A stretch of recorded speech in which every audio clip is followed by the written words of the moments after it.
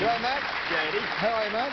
Very well. Matt DeLeo is 23 years of age, studying the Masters of International Politics at Melbourne University from Brunswick in Victoria. You want to work in the Department of Foreign Affairs and Trade one day? Yes, I'd love to be a diplomat. I think it's got the perfect mix of service and there's a bit of travel in there as well, which would be great. Good on you, Matt. Well, good luck, mate. Let's see if we can get some money for you, OK? You've got your housemate, Joel's here. G'day, Joel. G'day, Eddie. How are you? Good, mate. Do you think the house in Brunswick could do with a bit of money tonight, courtesy of Millionaire? Wouldn't be a bad thing, that's for sure, Eddie. What would you buy, do you reckon? Where do we start? A fridge. A fridge, that is a good start. All righty. Then some food, then a stove. Well, anything, yes. Just we'll see how we go. I think I've been stuck with a dodgy question, so... OK, come on, you figure this out, Matt. Come on, $500 worth. Australian Dr. Sandra Cabot is best known for her bestseller, The What Cleansing Diet? Kidney, heart, liver, brain. Sitting there, I mean, the one that kind of appeals... I'm thinking C, and that's the first one that my gut went with, so I'll go lock in C, please, Eddie. Your gut went with liver. There we go, log it in. The liver cleansing diet is correct for $500.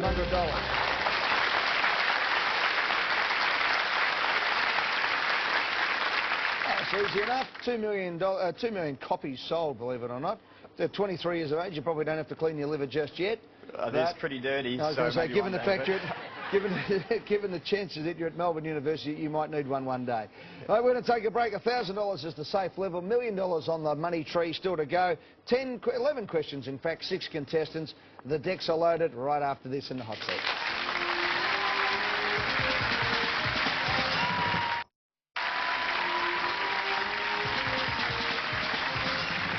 Here we go in the hot seat. $1,000 first safe level. Come on, Matt. $1,000 worth. Here we go. Which of these often accompanies sharks? A, plain fish. B, pilot fish. C, glider fish. D, radar fish. I think the most logical will be B, pilot fish, a guide. That's what I'm going on. I don't know for sure, but I'll go B. Lock in D, please, Eddie. B's in. It's a lot tougher here than it is at home, isn't it? A hell of a lot tougher. Out there, somebody who's bolshy. Difficult is correct for $1,500.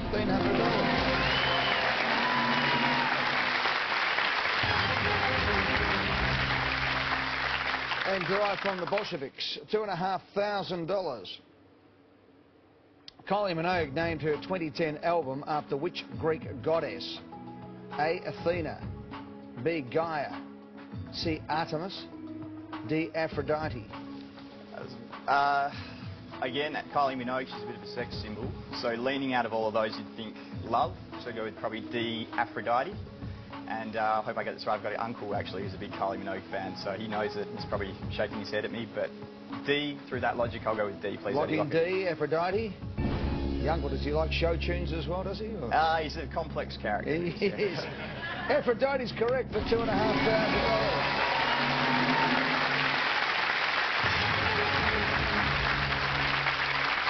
The Goddess of Love and Beauty, released in July. It features the hit single, All the Lovers. Matt, you're going beautifully. Joel, you're looking incredulous up there. Yeah, I'm not the one down there. I don't know what that means. Sorry, Eddie. The right one in the sea. Obviously, it's very hard to get into Melbourne University these days. Good on you, Joel. I'll speak in monosyllables for you, OK? Thanks. $4,000. Which Australian state is the host of the November 2010 Pan-Pacific Masters Games? A, New South Wales. B, Victoria. C, Queensland. D, South Australia. I haven't really heard anything about this, so it's almost gone too far now. It's just going to have a stab in the dark, I think, might be the best way to go. And for some reason, I'm leaning towards Queensland. And I think I'll just go with my gut and I'll just say lock in C, Queensland. Lock in C, Queensland. The Pan-Pacific Masters Games 2010. Of course, Queensland looking to get the next Commonwealth, not next, the ones after the Commonwealth Games. Gold Coast, yeah. Good place to have to go to Queensland if you're old and you want to be an athlete. Yeah, well, it's beautiful weather. It is. Queensland's right for $4,000.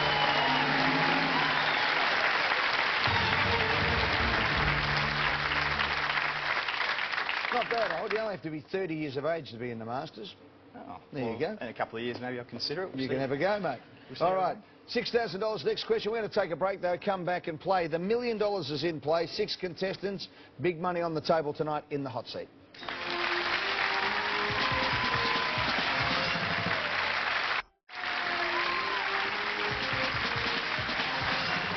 Matt DeLeo's in the hot seat. Here we go for $6,000. Good luck, Matt. We're closing in on $1 million tonight, just 7 questions away. Here it comes. Australia's Dirk Hartog Island lies in which body of water? A, Indian Ocean. B, Coral Sea. C, Tasman Sea. D, Great Australian Bight. Well, I'm from WA originally, so I have heard of Dirk Hartog, and I'll say Indian Ocean. If I get this wrong, I could be very embarrassed, but I'll go with that because that's what I feel, and the feeling's been good so far. So lock in A, please, Eddie. Lock in A, Indian Ocean. The feeling is good. The feeling remains good for $6,000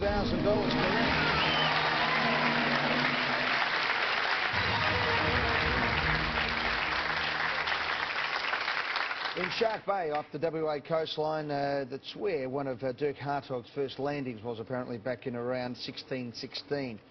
$10,000. Come on, Matt, let's keep going. Published in the 1980s after the author's death was The Secret of A, Peter Pan. B, Blinky Bill. C, Hanging Rock. D, A Fortunate Life. I think Peter Pan would have been way too recent. Well, sorry, way too far back for it to have been done. Blinky Bill. No, I don't think it's Blinky Bill. Again, just going with a feeling again, and I will go with C, Hanging Rock. Hanging Rock? Yeah. Lock it in? It's a mystery, so lock in C, Hanging Rock. Lock in Hanging Rock. It was a mystery. Secret of Hanging Rock is correct for $10,000.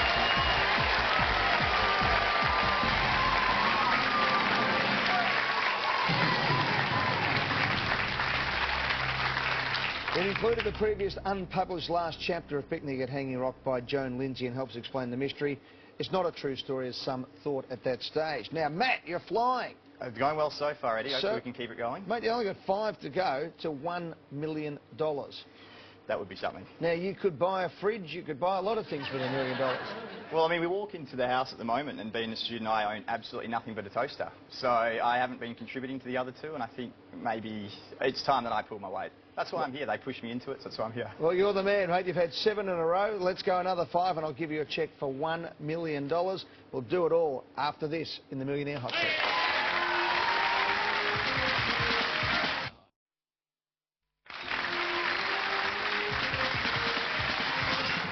Welcome back to the Hot Seat. What a cracker of a show. We have been flying through the questions. Matt, 5 questions to go for $1 million. Let's be honest, you're playing for the million now. Definitely. Because there's no point mucking around. It's the only one you can win from here. Matt, let's go for $20,000. How do journalists often refer to the headquarters of the powerful New South Wales branch of the ALP? A, Clarence Street. B, Macquarie Street. C, Hunter Street. D, Sussex Street. Not even going to muck around with this one, I don't think, Eddie. It's a serious time for serious approach, and we'll go D, lock in D, Sussex Street. You know this one? I should know it. I should be kicked out of my course otherwise. You should indeed. Given you're doing international politics, you'd like to know a bit about local stuff as well. D, Sussex Street, locked in. Sussex Street is the headquarters of the ALP for $20,000.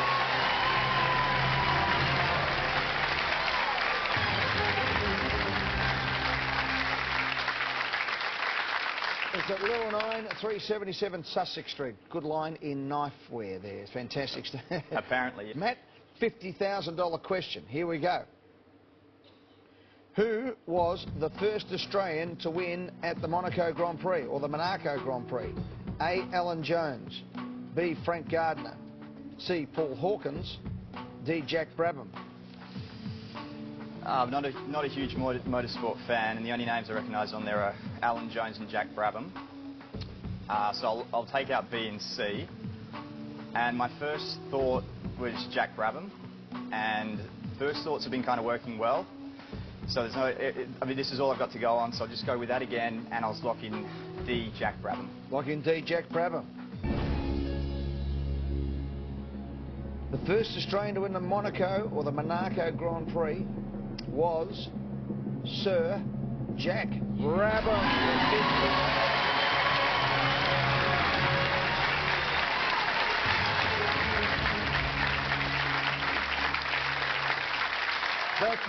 Back in 1959. In fact, the other three didn't win at Monaco. Keep going, Matt. This is starting to become a massive show. I've always been an altruist as well, Eddie, so if I can't win it, someone else will get big. That would be the thing to go. That's fantastic. Good on you, mate. A heart of gold. That's it. That's what we like to see. That's what I like to tell people. In the meantime, you want the money. That's it. That's it. Yeah. Forget the other two. Matt, for 100,000. Approximately how many months did the first fleet take to sail from Portsmouth to Botany Bay? A, 6. B, 8. C, 12. D, 14. Wow. Well, it did take a hell of a long time. I think that's obvious. But I thought six doesn't seem enough. I think it took 3 months even with the steamships to go from Europe. I'm going to they had to refuel and everything, not refuel, restock. I'll go with D, 14 months. 14 months? Yeah, I think it was a long time. I'm going to go with D, 14. You tell me, mate, I don't know, I'm sitting back. You tell me.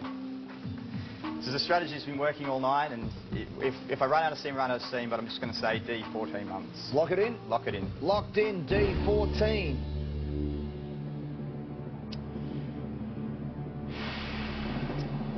Not 6, not 12. Matt, how many months did it take the first fleet to sail from Portsmouth to Botany Bay? It was 8 months. Oh, I thought you were heading there when you were talking about 6. Oh, you're heading the right direction. 8 months and a few days. Departed on May 13, 1787. Arrived January 18 to 20, 1788. Then relocated to Sydney Cove on January 26, thus Australia Day, January 26. Hey, Matt, you've been absolutely sensational. You leave with nothing tonight, but congratulations, mate. Well done. Great play. Good stuff, mate.